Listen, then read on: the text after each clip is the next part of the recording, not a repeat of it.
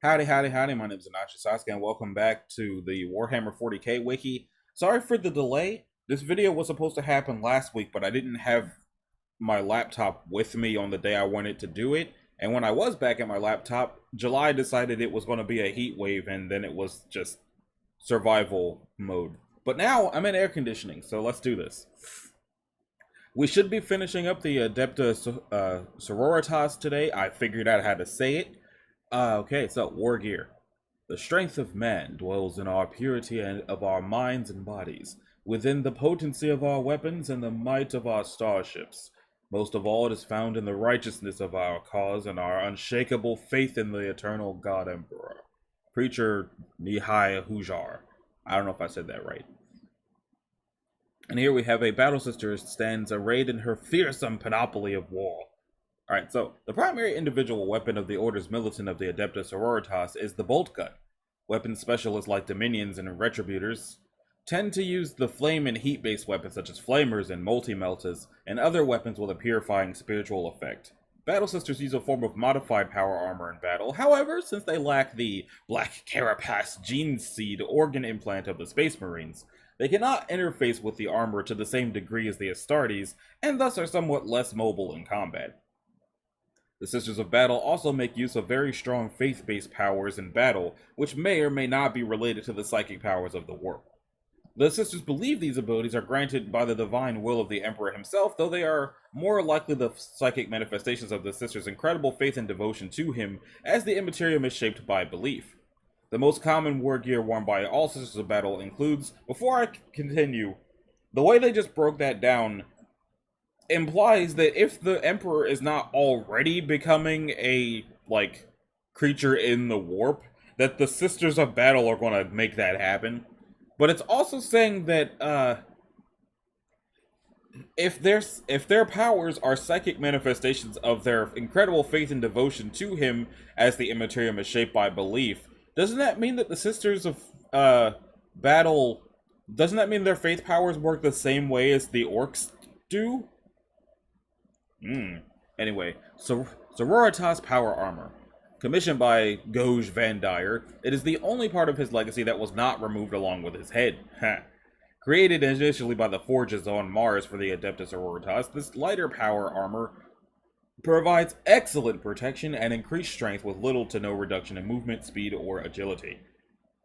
Similar to the light power armor often used by many Inquisitors, the Sororitas power armor has an extended operating life. Sisters of Battle do not have the advanced black carapace of the Adeptus Astartes. However, the Sisters are trained to use their power armor to its fullest. The Hospitaller carapace armor, often serving in combat zones, Sisters Hospitaller require more protection than other non-militant orders. The distinctive armor is a welcome sight to injured guardsmen and acolytes alike, an angel of mercy sent by the God Emperor himself. In addition to its protective qualities, the hooded habit is often coated in incense and unguents, and the rest of the armor is sealed and treated against toxins. They got the bolt pistol, which is just a link and no description at all. Godwin Diaz pattern bolter, designed specifically for the Adepta Sororitas and blessed by a canonesses of the orders. These venerated weapons are presented to an Adepta Sororitas upon becoming a battle sister. The sisterhood considers the venerated Godwin Diaz bolt weapons heirlooms, each one carefully maintained by highly specialized servitors and trusted servants. This pattern bolter has great significance to the Adepta Sororitas, not only as a powerful weapon against the enemies of mankind, but also as a symbol of the Emperor's judgment and of the sister's personal connection to her faith. And then frag grenades and crack grenades. I feel like you could stand to describe the crack grenades, because that sounds like it's something else. Let's find out what that is. It's a type of explosive device used by the military force of the Imperium of Man. They use shaped explosive charge capable of punching holes in armored targets such as vehicles or bunkers, and its charge can even rip armor plating apart.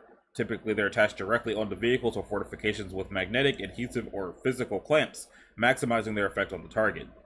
They can also be used against monstrous creatures such as the larger Tyranid bioforms, when they are attached to the creature's carapace before detonation. They're often used for attacking fortified defensive positions and vehicles, and provide Imperial infantry with a means of harming heavy targets that their primary anti-personnel weaponry may not be able to affect. However, the focus detonation lacks a blast radius, therefore making them impractical for use against enemy infantry, which is what the frags would be for. We know what frag grenades are. Optional war gear, special issue war gear, blessed standard. The standards of the Adepta Sororitas are thrice blessed by the prioress of their convent before they march to war. So, the Warhammer 40k Inquisitor Martyr game just got the Adepta Sororitas DLC, and one of the options was to play as one of the sisters with the standard, but I didn't understand what the standard was, so I chose Dominion because Flamer, which is actually not that good, but it's interesting to see that it's thrice blessed by the prioress of their convent, but it didn't really say what it's for, so thanks for nothing, I guess, Wiki? Chaplet Ecclesiasticus. With each bead on the string representative of an act of penance performed by a sister, the chaplet Ecclesiasticus is often worn around the neck or waist depending on its length and preference of the wearer. In some cases, each bead represents 10 or even more acts of penance, going as high as 1,000 acts per bead. The chaplet is combat ready, each bead made of adamantium. I feel like a lot of these things should have pictures instead of hyperlinks. Chirurgeons tools? Implements of both torture and salvation, the tools can restore the fallen so that they might fight once more. Fleur de Lis tattoo, which is the thing. Devoted to the ecclesiarchy in mind and body, the Adepta Sororitas often bear tattoos, ritual scarring, or other markings that display their loyalty. The Fleur de Lis is a symbol of the sisterhood, but a sister might also bear markings of the ecclesiarchy or the Inquisition. In addition, roses, wings, or other order-specific icons might be chosen by a sister. Laud Hailer. Proclaiming the power of the Emperor in heavenly tones, a Laud Hailer bolsters the spirits of the faithful. It sounds like it's a person, not equipment. Praesidium Protectiva. Constructed from layers of armaplast and ceramite, these shields are said to contain small fragments of armor originally worn by the Emperor. They are only found among the Adepta Sororitas, and even then are only issued to those sisters who excel and prefer to engage in hand-to-hand combat. Due to the weight of the Praesidium Protectiva, it can only be used by a sister wearing Sororitas power armor. Rosarius. A Rosarius is a gorget, or amulet, worn by some members of the ecclesiarchy to protect them from physical and spiritual harm. It is believed that the stronger the bearer's belief in the might of the Emperor, the stronger the Rosarius' force field will be. That's weird. Simulacrum Imperialis. Some of the most precious artifacts in the possession of the Holy Ordos, Simulacrum Imperialis, are holy symbols of the ecclesiarchy that were once borne by a saint of the Imperium, or have been fashioned from the bones of a saint. Brought out only rarely, usually when the forces of heresy and the warp are at their worst, a Simulacrum Imperialis is often carried at the forefront of an Adepta Sororitas battle group. Considered one of the purest symbols of the ecclesiarchy and the might of faith in the God Emperor, the mere sight of the Simulacrum Imperialis is often sufficient to raise the spirit and fighting zeal of any nearby allies. These holy symbols are wellsprings of inspiration and faith, and it is a great honor to carry such an irreplaceable relic into battle. You know what else is irreplaceable? The amount of times you could have just used pronouns instead of saying the title over and over again. Because, like, that is what the word it is for. Just saying. It's basic elementary school English class. Storm Shield. A Storm Shield is a large, solid shield that has an energy field generator built into it. Though the bulk of the shields offers physical protection, the energy field is capable of deflecting even the most powerful attacks. Okay, melee weapons, Chainsword, which I guess is just a hyperlink instead of saying what it is, but it's exactly what it sounds like. Like, what if we took a chainsaw, but made it a sword, and then cut down heresy with it, and xenos? Neural Whip. These psychoconductive neural whips are often carried by mistresses of repentance and are as much symbols of rank as they are vicious weapons that can slice open armor and flesh alike. Why is it called a neural whip, though? Neural implies that it does something to the mind when it hits people, but I would think that it's already going to do stuff to the mind because the mind is in charge of processing pain, so it could just have been called a whip. Power weapons. Whole category, not even going to specify. Power weapons are rare and greatly coveted personal close combat weapons that are used on the battlefields of the 41st millennium by many different intelligent starfaring species, including the Imperium of Man, the Servants of Chaos, the Orcs, and various kindreds of the Eldari. Or Eldari, however you say it. The Eviscerator. An obscenely large double-handed chain weapon that is favored by ecclesiarchy zealots, witch hunters, and the Sisters Repentia of the Adepta Sororitas. Although very unwieldy and tiring to use, the Eviscerator is fully capable of bisecting an armored man, or tearing open the most blasphemously corrupted mutant in a single stroke of its gargantuan blade. It can slice through the walls and even damage vehicles. Since it must be wielded with both hands, it cannot be used in combination with another close combat weapon. They got feet? Well, let's see if there's a picture of that.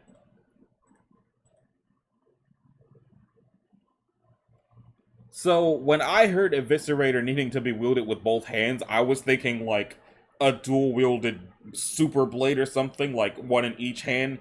I was not expecting it to just be a great sword with teeth. Is it a chain sword? Yeah, the Eviscerator is just a... It's just a great chain sword. Why did it have to be named the Eviscerator? I mean, I guess that's faster than calling it a great chainsword, but it's just a big-ass chainsword. But she is rocking it. Anyway. Ranged weapons, autogun, shotgun, condemner bolt gun. What would a shotgun in this universe even do? A Vox Legae pattern Arbitas combat shotgun employed by the Adeptus Arbites, whatever. An Acatran pattern Mark 11 shotgun. Okay, so there's a whole bunch of different kinds of shotgun, and some of them are probably better for fighting Tyranids and whatnot than others. Noted. Condemner bolt gun. The Condemner bolt gun is a highly specialized combi weapon used almost exclusively by the operatives of the Ordo Hereticus and Adepta Sororitas. Combining a bolt gun with a single-shot crossbow armature, these archaic-seeming weapons fire a silver stake engraved with sigils of disruption that destabilize a Psyker's connection with the warp. So it's a bolt gun that just turns off Psyker powers. Godwin Diaz Stormbolter. The Stormbolter used by servants of the ecclesiarchy are not drastically unlike those used by throne agents, firing a bolt rounds at a greatly increased rate of fire. This weapon requires two hands to operate and is essentially two bolters firing in synchronized bursts. Its high rate of ammunition consumption makes the weapon impractical in many situations, but few would argue with the results that such a powerful symbol of faith can have. So what I'm getting from that is, I believe it was either Evil Dead 2 or Army of Darkness. It must have been Evil Dead 2 because Army of Darkness didn't have guns. Where he just welded two shotguns together and sawed off part of them and just had the quad barrel shotgun. It sounds like that. Groovy. But I know he doesn't put that much gravel in his voice when he says groovy, but I haven't watched that movie in like 8 years? So, anyway. Combi Flamer, Melta or Plasma Pistol, Seraphim Inferno Pistol. The deadly Inferno pistol can burn through even the most fortified of structures or armor. It is well known that if one weapon will do, two will do twice as well. The Seraphim Inferno pistols are designed to work as a pair and can be used in hand-to-hand combat by specially trained Seraphim. Maybe I'll go back and change over to a Seraphim class, see if they got those in there. I'll look it up first.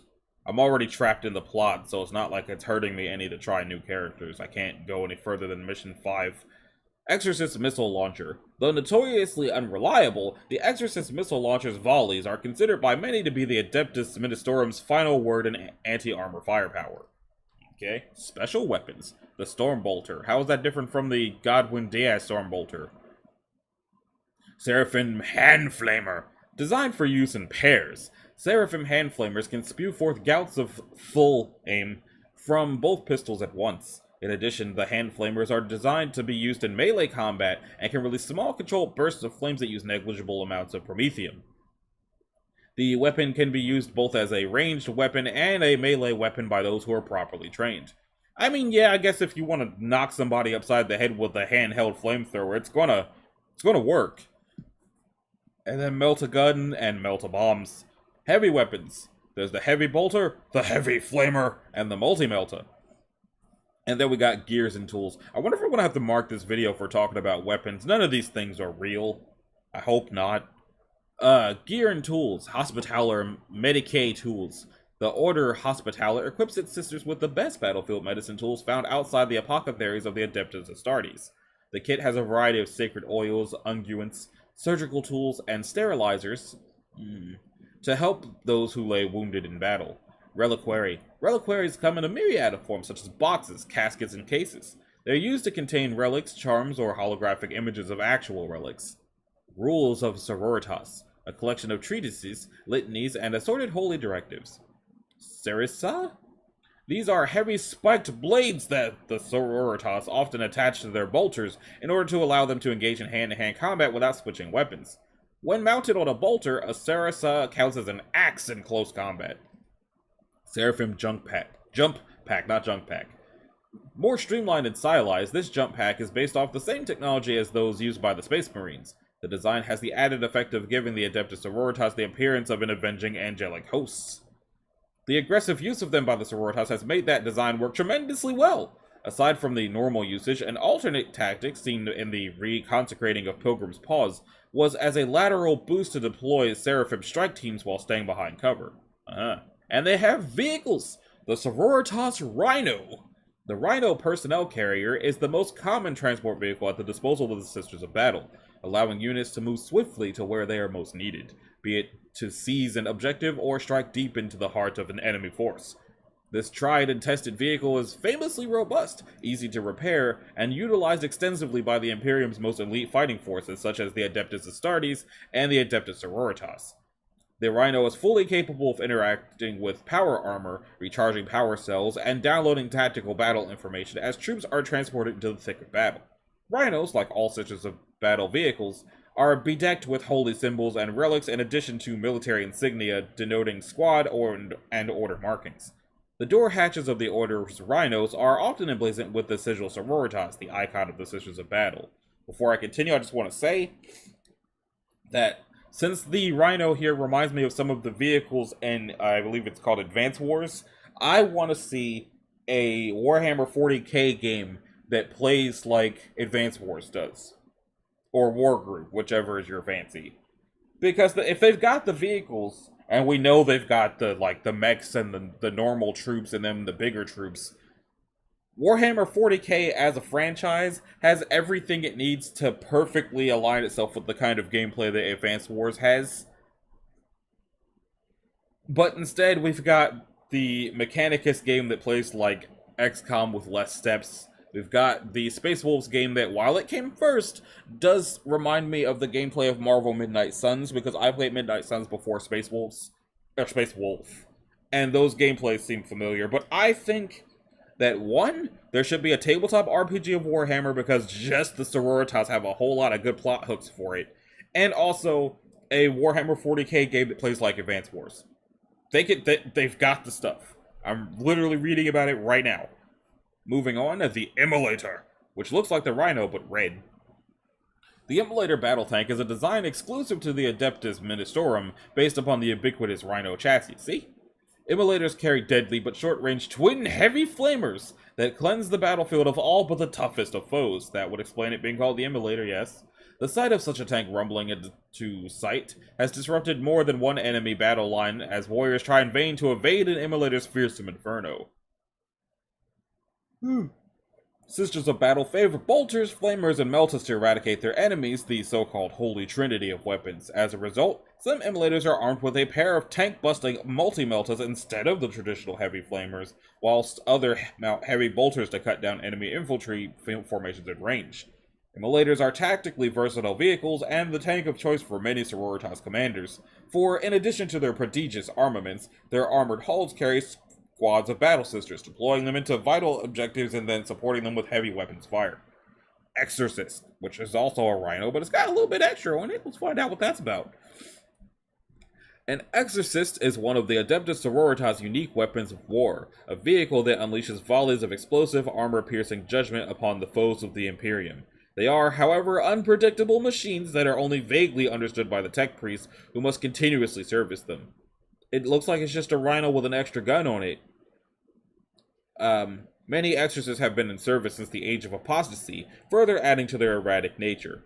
The exorcist missiles fired by these revered vehicles are capable of splitting open enemy battle tanks or destroying entire squads of heavy infantry in one punishing salvo, provided, of course, that the exorcist's temperamental machine spirit does not malfunction. Are machine spirits just AI and they're just not allowed to call it that? Because I know that Warhammer has the thing with AI because of what happened in, like, a few millennia ago, or, like, a several millennia ago, whatever. I think it was like 20,000 years or so. I know they've got a thing with AI, but are machine spirits just AI and they're just calling them machine spirits because it's been so long they don't know what else to call them?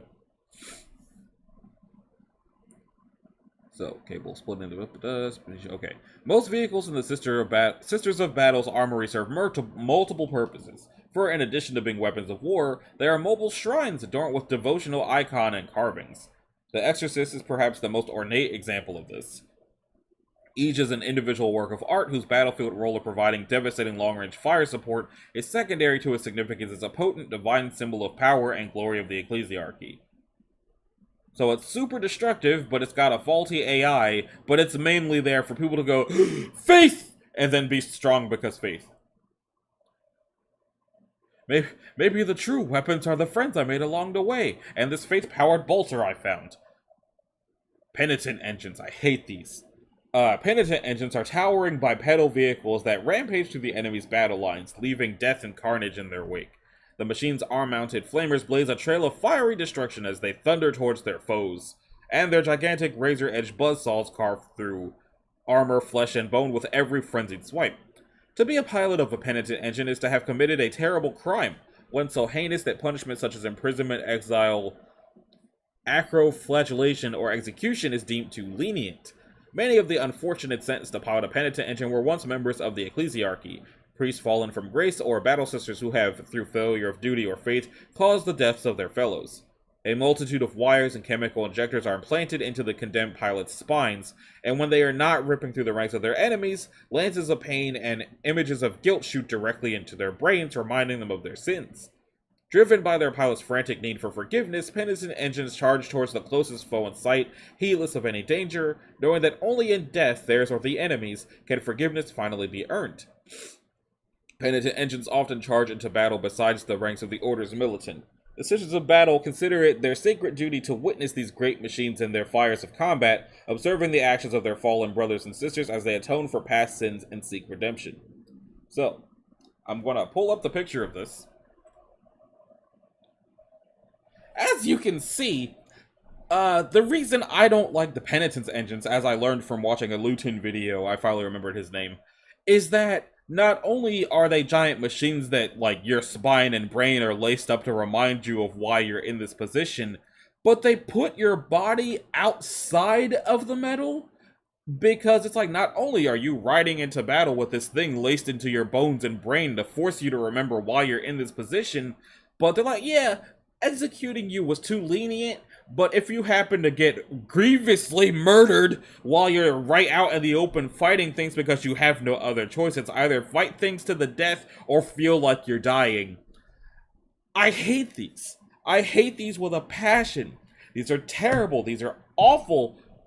And you see, it looks like it's got the little Inquisition logo on the hood. So I'm just going to go ahead and blame them for this too. Fuck the Inquisition. I said it. I will always say it. I may be playing the game, but fuck the Inquisition. I hate it. Anyway, ecclesiarchy relics. Ecclesiarchy relics are items of incredible rarity, holy artifacts, and revered tools of destruction that the ecclesiarchy will go to any lengths to recover and protect. Such is their spiritual provenance that they are powerful weapons in the hands of the faithful, and in extreme circumstances, they will be entrusted to the warriors of the Adeptus Ministorum. Only one each of the following relics can be chosen per army. Blade of Admonition. This blessed power sword is the very blade carried into battle by Alicia Dominica, the founding saint of the Adepta Sororitas, and was used famously to cut the head from the arch-traitor Gouge Vandire and bring an end to the Reign of Blood. Saint Dominica wielded this blade in the decades following the reformation of the ecclesiarchy, and 1,000 more false prophets and heretics were slain upon its razor edge before Alicia's eventual martyrdom. The silver blade was recovered and polished to a mirror finish, and it is said that one who looks upon it can see the reflection of their own soul. Those who wield the sword cannot therefore fail to compare their worthiness to that of Saint Dominica, and so strive to emulate her peerless example. The cloak of Saint Aspera. Canonist Saint Aspera of the Holy Order of the Bloody Rose led her battle sisters in a war of faith that liberated nearly 100 worlds from the grip of the blasphemous tyrant Geniscurta. At the inception of the war, Aspera was presented with a magnificent cloak blessed in the ecclesiarchal palaces of Terra. Whilst this in itself marked the cloak as a treasured relic, small shards of the Emperor's own armor were woven into it to ward away the blows of the enemy, elevating it to a sacred garment of incomparable spiritual significance. Saint Aspera wore the cloak throughout the War of Faith, striding into the fray heedless of her own safety, secure in her unwavering knowledge that the Emperor protects. The Mantle of Ophelia. The Mantle of Ophelia was once the badge of office for the prioress of the convent sanctorum, and was worn by Helena the Virtuous, a living saint and one of the most revered leaders in the history of the Adepta Sororitas. The mantle is thought to have sacred powers of protection, for Helena was said to have anointed it with the tears of the Emperor, a phial of blood-like liquid meticulously collected over a century from weeping statues of the Emperor found across the cardinal worlds of the Imperium. That's weird. Sacred Banner of the Order Militant. Okay, am I going to actually get an explanation for these? Each of the 6 Great Order Militant possess a single ancient battle banner passed down through the generations from the time when their order was first created. It is said that several strands of hair taken from each of the Order's founding saints are woven into these sacred banners, and as such their divine provenance is beyond doubt. Each banner represents the heritage and history of their respective orders, and the honor of carrying one is granted only to the most faithful and accomplished members of the Sisterhood. They are proudly born to war, and the battle sisters who fight beneath their shadow are inspired to greater feats of glory, redoubling their efforts and refusing to retreat. The Rod of Grace is a melee weapon, similar to a Space Marine chaplain's Crozius Arcanum, and wielded by Helena the Virtuous in battle. The Rod of Grace is covered with a shimmering force field. However, this field is much more powerful and can be focused into a beam to strike at a distance. That's not what force fields do, but alright. Sounds cool. The Scepter of Vengeance. The Scepter of Vengeance was the huge, heavy power mace wielded by Saint Ophelia in hand-to-hand combat. Its head is wreathed in a shimmering flame which leaves a trail of fiery sparks as it swings through the air. Well, that sounds badass. Canon conflicts. Until the release of Warhammer 40,000 2nd Edition Codex Sisters of Battle, the Convent Sanctorum was described as being on Terra with the... Oh, you mean conflicts where the canon is wonky. In the 2nd Edition Codex, Gav Thorpe reverses the locations of the convents. He also changed the name of Ophelia IV to Ophelia VII. Why? The following statement comes from the Codex Sisters of Battle 2nd Edition. A sign of the sisters' strength is the fact that in their entire history, only a single sister, Muriel Sabathiel, has fallen to the lure of chaos. How she fell is unknown, only that she was turned from the Emperor's light to Slanesh worship, and now serves as one of the Prince of Chaos's greatest warriors. However, this is clearly contradicted by the graphic novel Daemonifuge, in which a sister was seduced by a navigator who had been corrupted by a demonic servant of Slanesh, and several sisters were completely corrupted by a keeper of secrets, a greater demon of Slanesh. In the novel Kane's Last Stand, it is also stated that an entire mission of sisters were seen engaging Imperial forces alongside Chaos cultists, and Kane, who was also confronted by 2 sisters under demonic influence. Those sisters, however, were suffering from mind control, and when those 2 were free, they immediately killed themselves. Okay, so it sounds like, even though they keep saying it's a conflict, if there's one thing that's not a conflict, it's that whenever chaos bothers the Sisters of Battle, it always seems to be Slanesh. So, wonder what that's about. In any case, we're finally done with reading about the Adepta Sororitas, and by the end I was even able to say it the right way! Hey! So, as far as what I was going to cover next, I know I still haven't swung back around for the Emperor, and who knows how many episodes it's going to take just to cover the Emperor. I still got to look at the Horus Heresy, same thing, a lot of episodes. But personally, what I'm curious about next the most is either why the Tau seem to be hated so much, so I want to read about the Tau, or I want to read about Slanesh, because I've been getting so much conflicting information about what Slanesh actually is. and I'm curious. But I haven't decided yet, and it might not even happen next week. I might do other things. I'm lagging on other things. But, so that's going to do it for this episode. If you liked it, a like and a subscribe will be groovy. If you didn't, you don't need to do either one of those things. If you want to click the bell, you can do that as well so that you're notified in future episodes. If you want to pitch in on which one of these things you think I should do next between Slanesh, the Emperor, or the Tau, let me know in the comments, and I will see y'all in the next one. Later.